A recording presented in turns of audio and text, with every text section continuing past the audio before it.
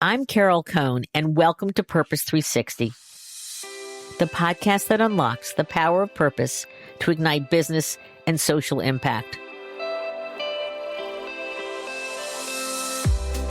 Welcome to our milestone 200th episode of Purpose 360. I'm so excited because I've invited a very special guest to return to the show, Paul Polman. Paul is a renowned business leader and a climate and equalities champion. He works at the intersection of global business, government, and civil society to accelerate action on our shared global challenges, and none more burning than the need to operate within planetary boundaries while addressing systemic inequalities. He's joining us at a critical moment when our world faces unprecedented chaos, geopolitical tensions, economic volatility, ongoing conflicts, accelerating climate change, and widening inequalities that threaten humanity's very existence on our planet. In our conversation today, we'll explore how Paul makes sense of our tumultuous world, while he believes we need transformational leaders who are brave, purpose-driven, courageous, and collaborative, who join with others to solve some of the world's biggest problems. We'll discuss inspiring examples of leadership he's witnessed, including the profound impact of Pope Francis, whose recent passing prompted Paul Polman to reflect on what true moral leadership looks like in our fractured world. We'll dive into the essence of courage in business, what it means, where it comes from, and what courageous actions Paul wants to see most from today's C-suite leaders. Throughout our marvelous conversation, we'll return to Paul's core conviction that humanity must be at the center of business transformation, and that the world we want will only be achieved when we choose action over indifference, courage over comfort, and solidarity over division. So let's get started.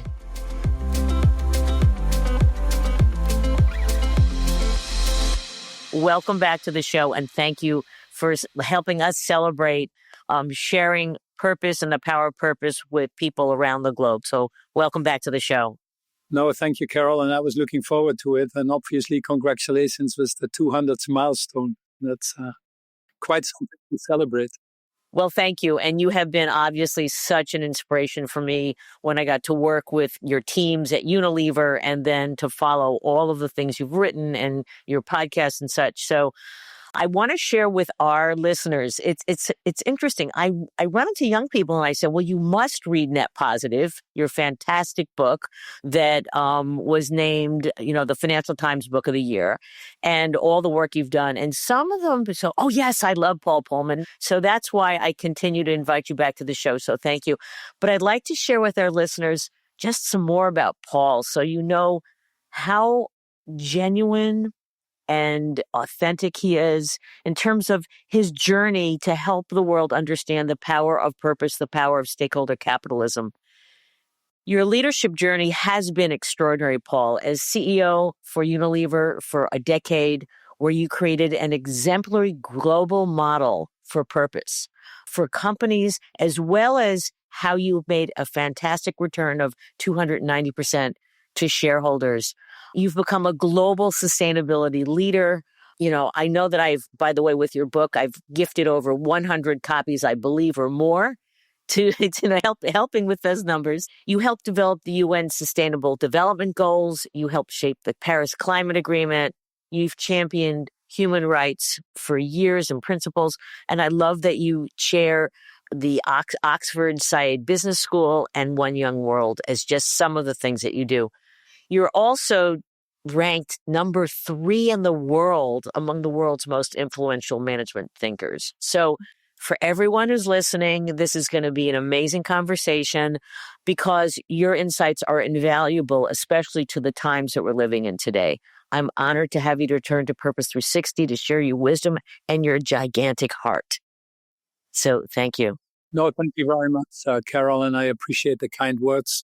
Let's just start with your personal purpose because you have been shaped by many things in your life. And one of the questions that I always ask when I'm interviewing candidates, my favorite question is, what is the most important thing you learned from your mother and what's the most important thing you learned from your father?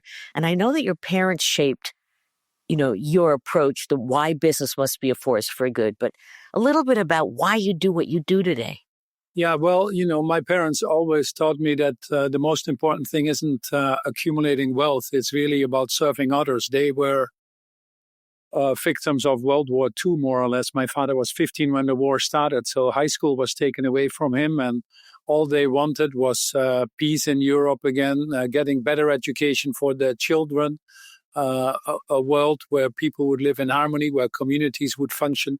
I think they embodied what you might call servant leadership, putting themselves to the service of others and knowing that by doing so, they were better off themselves as well. And my father had two jobs. We had 6 children at home, and he wanted to give them all a decent life, but he literally worked himself to death. So if I learned something from my father, it's his generosity, but also his hard work. He really inspired that in all of us. And my mother was a teacher. And, at moments in life, we hated her in the sense that she never let us go out of the house before she checked our homework and was always on top of that. But now I'm so grateful because that obviously has been such an important part of my life. And teachers are unselfish in all respects, giving their knowledge to others, wanting others to succeed, and all that. And she passed on a few years ago at the tender age of 92. And although I miss her, I discovered that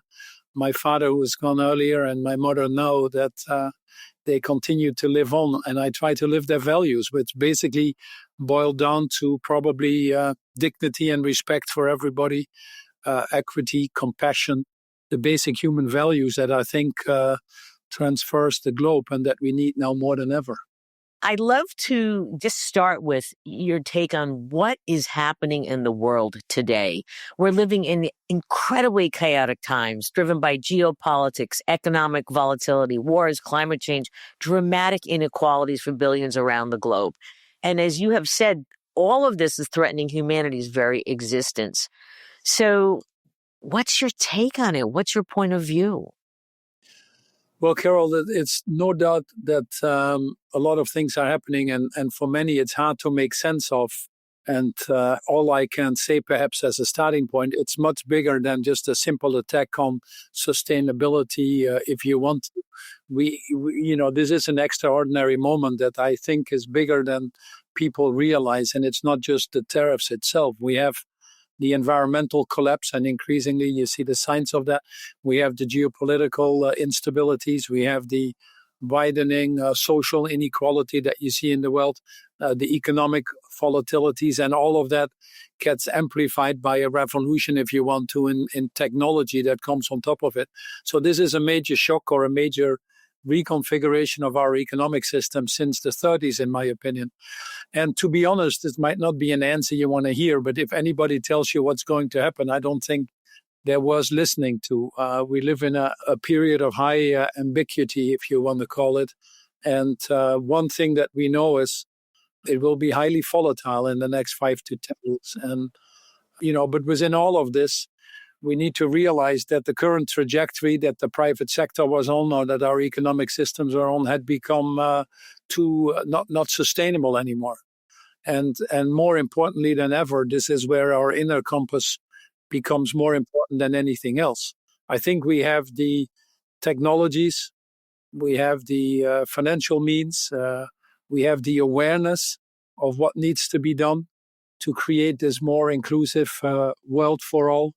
But the key question that we're currently struggling with is, do we have the willpower? And it's clear that short term, not having addressed these issues has created a lot of anxiety amongst a lot of people in society who felt that they were left behind. And I've said many times that any system where too many people feel they're left behind or they're not included will ultimately rebel against itself. And we see that. And unfortunately, the shocks that we're currently going through are not the ones we would have wished for, but it might be needed. Now, so many things are broken, which to some extent is better because people are starting to realize that there are some fundamental issues that need to change and that you cannot just address that by simple bandages. And I know it's a pessimistic time. I think that the attitudes, especially in the United States, people are really, getting very fearful of their jobs, of tariffs, of costs, and things like that. But you also, every time I meet with you or hear you speak, you also talk with optimism. And I know that you were at Climate Week 2024. You were at One Young World again last fall. Can you share anything that's optimistic and positive so that we don't have a downer for all of our listeners? Oh, you don't want to have a downer because things are moving. The last year we spent $2.1 trillion on the green conversions. That was more than twice what we spent on fossil fuel.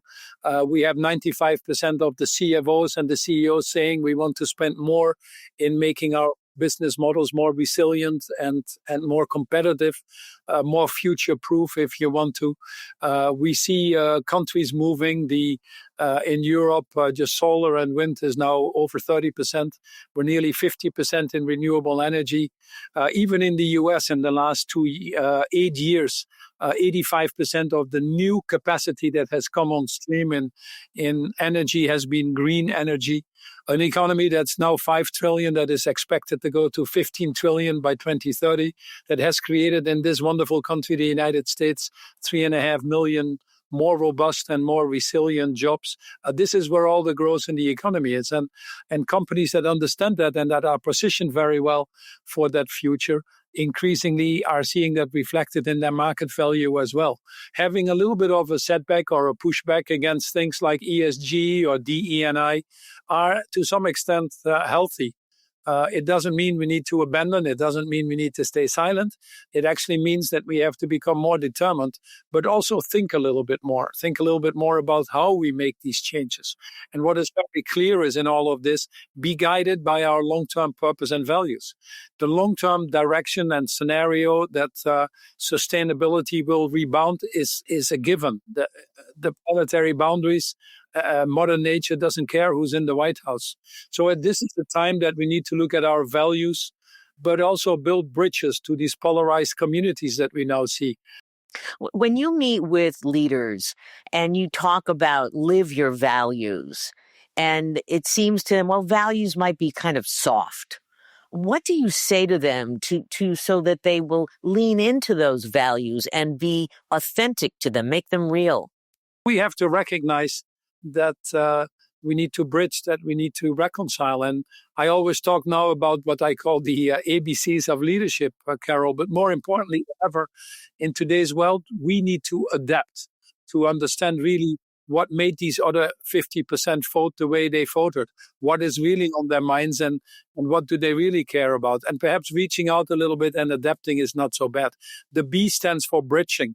As I said, I believe 80% in the middle has more in common than social media, the newspapers make us want to believe. So can we overcome that? We've spent a lot of time in Washington and talking with people that are now in office, and they do care as much about a lot of things that other people care about. And I think we can move forward on many more things than what people think. And then the C stands for cooperating. The challenges are now so big that we simply can't do it alone. So let's work it together. And what you find with politicians is that if you come constructively to them with a coalition of companies, in my case, where I focus on, and you come with constructive solutions, they're the first ones to embrace that. I love the ABCs, and we'll get into storytelling a bit more because you recently wrote a blog about that and, who's saying what, especially about greenwashing. But I want to just shift a bit. Since we arranged this conversation, unfortunately, Pope Francis passed away. You wrote a beautiful tribute to him that we're going to post in our show notes. And I just wanted to read a little bit about it because it leans so much into leadership. Humanity has lost one of its courageous moral voices, but his legacy lives on in the countless lives he touched and the moments he inspired. For me, this moment is not just for mourning, but for deep gratitude that we have been fortunate to witness a rare kind of leadership. At a time of widening divides, as you say, amongst nations, within societies, and between humanity and the planet, he offered a steady hand and a moral compass. In a world increasingly fractured, he reminded us of something so simple but profound, that we belong to each other. I know you met with him a number of times. How did he touch you? No, tremendously. And frankly, when I hear it, I still get emotionally touched because, we need courageous leadership, as you rightfully say, in this tumultuous time. And it's the values that he aspired to that anchor us. This is this turbulent world of distrust, of economic insecurity, of malfunctioning institutions, if you want to, strain on our natural systems. And I think he was, in that sense, a moral compass or a beacon of hope, or, as you rightfully say, a source of inspiration. He reminded us that our economic systems that we live in, first and foremost, must uphold these dignities of people and well-being of our planet. And in his Laudato Si, or Fraternity Tutti, a home for all, and frankly, we are all connected, was a wonderful manifestation of that. He was a voice for the youth. He was a voice for planet Earth. He was a voice for future generations, and certainly didn't hesitate to use that moral position he was in and include other faith leaders in that as well. So I was very fortunate to meet him a few times. I was very fortunate to look at some opportunities that the Vatican themselves had to be even a more important part of it. And I know that when you were young, you had considered entering the priesthood. That is true. I actually wanted to be a priest. I wanted to be a doctor. I really never wanted to go into business, but my father, who didn't have much money either, made it very clear to me that I had to provide him my own living. So, I'm an accidental businessman, if you want to. But the more I got into the private sector by serendipity, I found that business could be, and the more I was in it, saw that business can be a force for good. You work with so many different coalitions, whether it is food, whether it's fashion, whether it's the built environment. I know you're working on aviation fuel, things like that. And you bring a tremendous amount of leaders together. And you say that when you get these CEOs or C-suite individuals and they're in a room and they begin to collaborate more, then you say cooperate, don't compete, which I think is really interesting today. This is a different type of leader. This is a transformative leader. Can you give any advice to our listeners, again, in our volatile, chaotic times, very uncertain times? What are the traits of leaders? What do they need to do to somehow guide through volatility? It was Rumi, a poet of the 13th century, who said it very well. He said, "Yesterday I was clever. I wanted to change the world. Today I am wise. I'm changing myself." And we just don't spend time enough in this rat race on ourselves. I've seen in my own life as well, and learned the hard way at times, that you cannot be sustainable as a company or purpose-driven as a company if you don't have your own sustainability or your own inner strengths and purpose. And yet we don't spend enough time on that. We've become human doings versus human beings. And one of the reasons I created with Valerie Keller, Imagine, is to really work on this inner core. In fact, when we put the Unilever training together over the 10 years that I had the fortune to lead that wonderful institution, we had the inner core and the outer core where we worked together. And so most of the issues that we need to solve, first and foremost, require our own resilience. So I tell people, indeed, work on your own physical resilience, your emotional resilience, your mental resilience, and frankly, your spiritual resilience, or what you, with your Purpose 360, call purpose. And I don't think there's much difference between those two words in its essence. So these coalitions I put together is something that I was passionate about as a next step in my life after Unilever, because CEOs themselves, when they run companies, have limited bandwidth. So when we bring them together, the first thing to make it a success, what people often don't invest in, is investing in trust. I have a farm in the south of England. I bring them to the farm and we discuss the food policies. When we had the crisis in the Ukraine and we had the disruption in our global food supplies, we brought the major leaders of all the food companies to a farm in the Cotswold in the UK. Put the boots on, walk the land, touch the animals, and it just changes a human being. And it softens them up. It's being in nature. It's becoming human. It's becoming there you human. go. It's probably, and that we are grounded. And the word human and humus and humanity and humility have all the same derivatives. So anyway, it is putting that perspective in place and why that is so important. So it's bringing humanity back to business, putting people central in all we do. If we lost something in the debate about climate change, was that we forgot that it was about people. We were talking about, particles in the air. We were talking about worlds falling apart, but we didn't touch the hearts and minds of people. The beauty now of biodiversity, and which is a much broader issue, is that people can relate to it because instinctively we know we are part of that biodiversity. We are one of these species in the world, and inherently we know that if 70% has already disappeared in the last 5 decades, that it's just a matter of time for us to be the next victims of it. So we feel more engaged by that, we feel more connected, and that's probably a better way in also to work together in this very polarizing environment that we're in.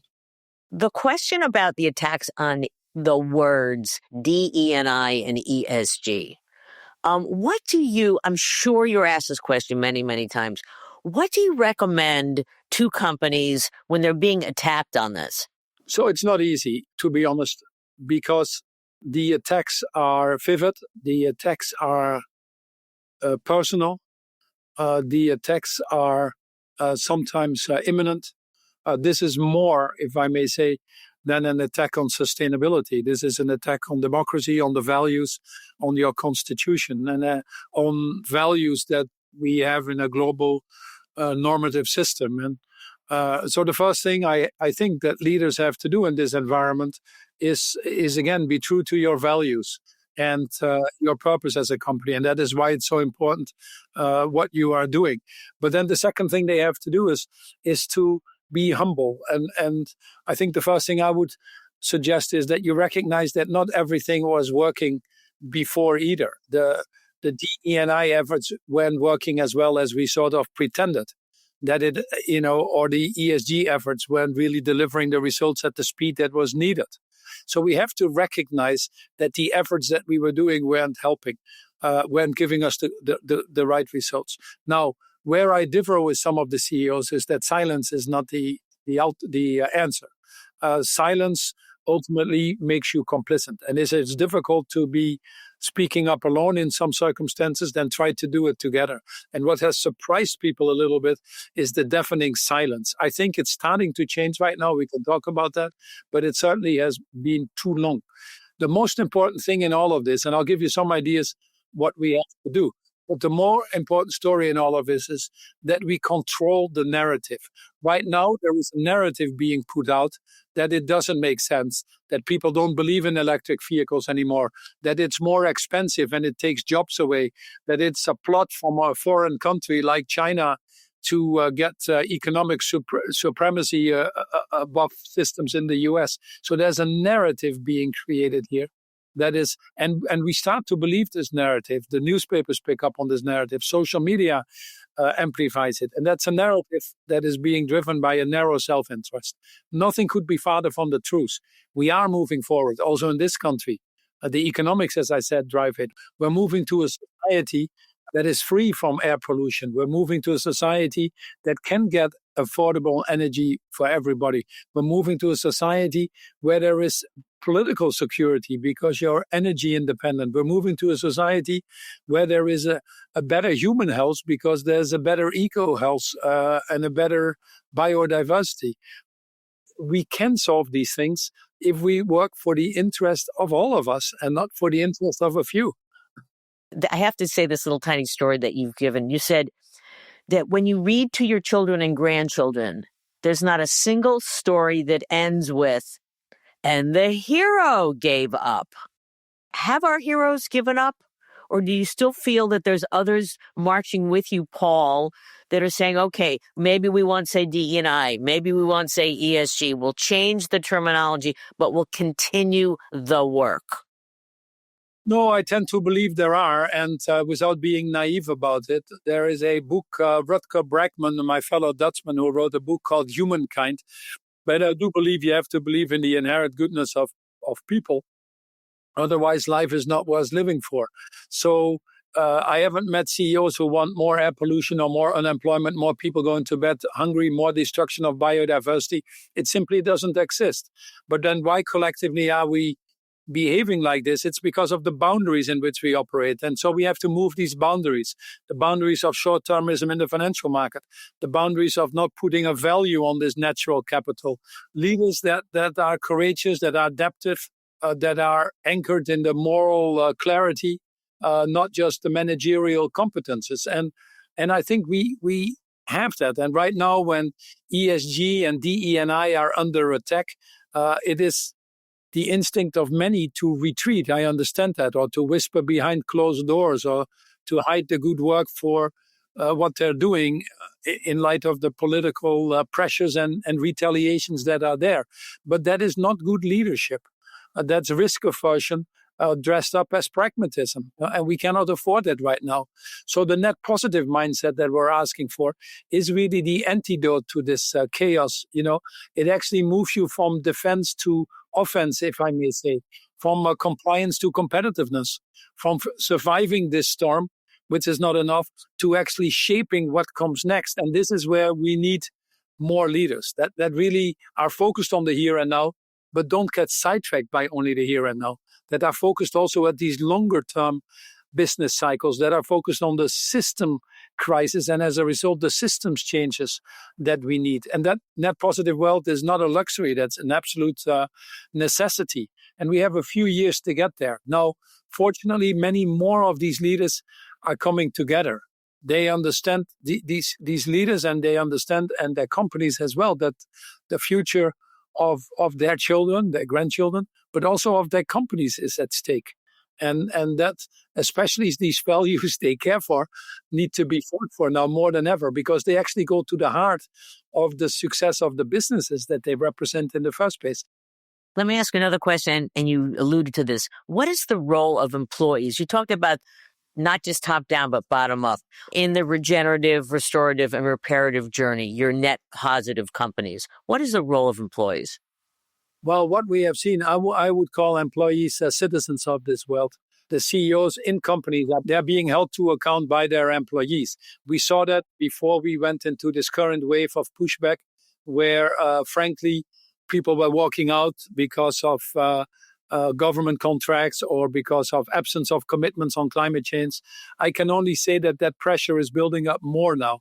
Some of these CEOs that have moved 180 degrees as a result of an election have bent over to be in the inauguration campaign, have switched their values that were being set. If you look at these companies, they've seen a significant drop in engagement. They've seen a higher turnover. I think they have become less of an employer brand. And whilst they might get away with it for the shorter period, whilst they sometimes might have a monopoly, so it doesn't show up in the bottom line yet, over time it erodes these companies. And that erosion is going faster than I think people realize. And you also fielded that research about, and that came out with what was a conscious quitting? Yes. That it was some, can you explain the results of that? Because while some are quitting, the ones that are thinking about quitting is a huge number. So what we found already before this last election in the US, we looked at 8,000 people in the US and the UK across different age ranges. And what we found that 30% of all these people had quit companies because the values of the people themselves was not aligned with the values of the company or the CEO. In fact, only 8% of these people thought that their CEOs were moral leaders. Obviously, the CEOs themselves gave themselves much higher scores. But the reason why we called it conscious quitting was because 60% of the employees were saying they were considering leaving the companies because of these companies not being aligned with the speed of change, what needed to be done, or giving agency to their employees to be involved in it. And they said, I don't want to work in an environment like this. So even if they don't quit the companies, you are going to pay the price for it in a lower level of engagement, undoubtedly. So that's a hidden time bomb that every company is sitting on. And CEOs would be would be well advised to be very mindful about that. And I think it's true for far more companies than individual CEOs realize. I'd like to shift now, as we wind down this amazing conversation, to the role of humanity intertwined in business. Why is it so important for companies, even today, even more so, to be human? Well, we have to. It goes back to what's our purpose in life. It goes back to why you have your 360 podcast and why it's so important to remind people on that. Why are we here on Earth? Profits or shareholder value, I always say, is a little bit like white blood cells in our bodies. We need white blood cells to live. I think we understand that, but we don't live for white blood cells. You don't meet people and say, "How are your white blood cells today?" What we need to do is go back to the core of why business was here. Business was created to solve societal problems, not to create societal problems. Any great business started by addressing societal issues that were affecting human beings. Lord Lever in the Victorian age had to deal with the issues of hygiene and invented the bar soap, and it served him well. So we need to go back to what we are all about. And what we are all about is the heart of the Sustainable Development Goals, not leaving anybody behind. It is to put humans central. We might call them the consumers in some companies, but at the end of the day, it's the citizens of this well.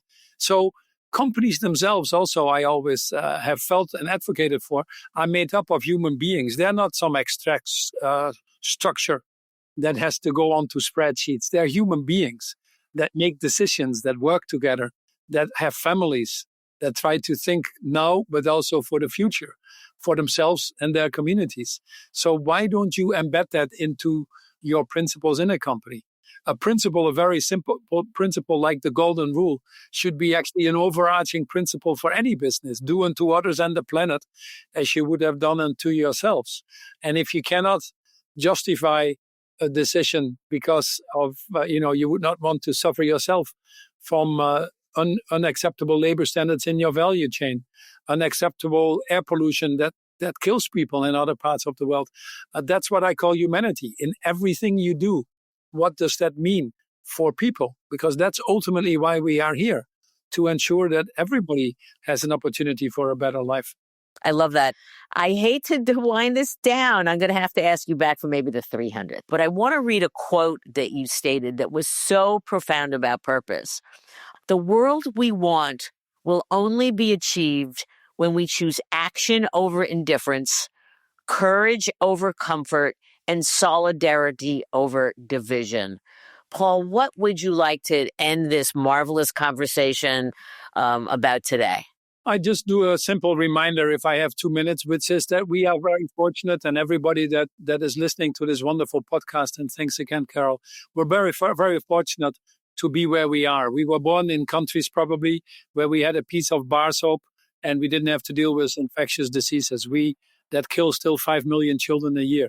We had food, so we didn't have to deal with stunting, of which affect 160 million children and makes them mentally scarred for the rest of their lives. We had a toilet, so we didn't have to deal with issues of open defecation, which 1.5 billion people have to deal with. We probably had access to free education like myself, still deprived of 250 million children in this world. So in other words, we had won the lottery tickets. We have won the lottery ticket in our lives. And if we have had the wonderful fortune of having won the lottery ticket of life, whilst we frankly haven't done anything for it, we belong to the 5% of the lucky ones in this world. Then it's our duty, it's our obligation to put ourselves to the service of the other 95%. A world that is not inclusive, where we don't ensure that more people can participate in this wonderful economic system, if you call it that way, or in this wonderful world, is probably better, then it will never function. So we need to be very conscious about the luck that we have, but also about the obligations that it brings. I'm looking out of the window here. I see the Statue of Liberty, and it reminds me of Viktor Frankl. When they built the Statue of Liberty on the East Coast of the United States, they forgot to build the Statue of Responsibility on the West Coast. So if there is one message in this broadcast, I think they go hand in hand. I love that. I just love that vision and that desire. Paul, you are so generous. And I just like to share with our listeners, you are so generous with leading organizations, convening organizations. You do a lot in education. You're bringing, new points of view to MBA students and others. We are so fortunate to have you in our lives. No, likewise. What you're doing is tremendous. And your 200th podcast, I'm looking for the celebration of the 1000th podcast in a not too distant future. Well, that would be wonderful. Of course, I'll invite you to that. But I am just a small servant in this world where you are talking about. We are so fortunate to have you in our lives, Paul Polman. We are just extraordinarily appreciative and thankful for all that you have done in the world. So thank you for joining Purpose 360 and celebrating my 200th podcast. Thanks, Carol. Be safe, and thanks for the opportunity, and hopefully see you soon again.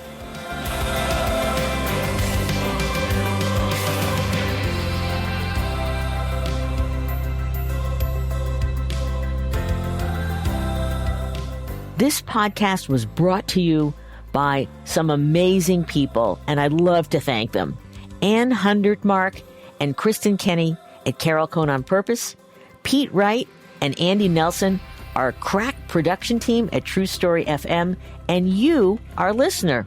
Please rate and rank us, because we really want to be as high as possible as one of the top business podcasts available, so that we can continue exploring together the importance and the activation of authentic purpose.